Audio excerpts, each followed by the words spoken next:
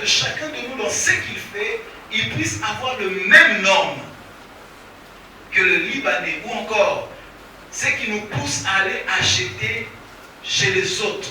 Il faut qu'ils puissent veiller au respect de ces normes-là, afin que moi je ne prenne pas mon argent et que j'aille acheter ailleurs. C'est-à-dire, aujourd'hui, si j'ai besoin d'une belle veste, je ne veux plus aller chez Mario Santini, par exemple, en ville. Je vais aller chez mon frère parce que je sais qu'il a le même norme et qu'il est dans le cercle de richesse. J'achète chez lui. Or, moi aussi, je vends des voitures.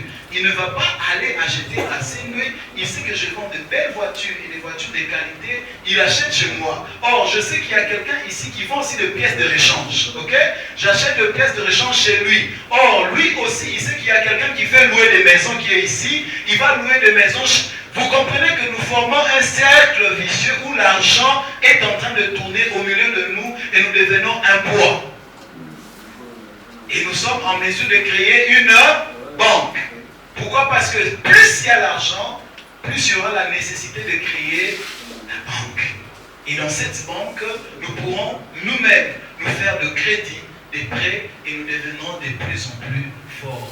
Voilà pourquoi au début, je demandais à chacun de se présenter dans ce qu'il fait en vue de créer ces cercles de richesse.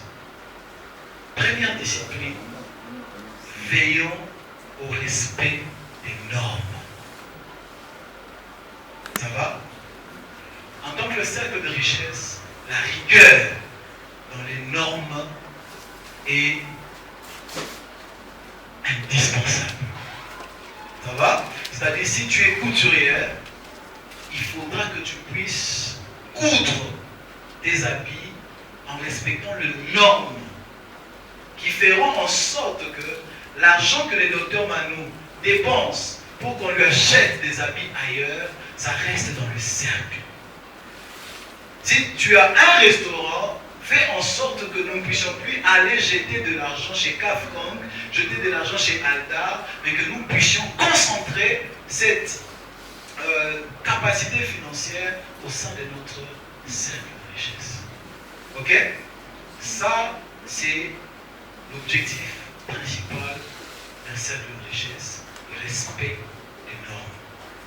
Le deuxième objectif, ou encore la chose qu'il ne faut pas oublier dans le cercle de richesse, c'est la communication. Nous devons communiquer. Si nous sommes dans un réseau, si nous sommes dans un cercle de richesse, nous devons nous communiquer. Il n'y a que Congo Média, comment on appelle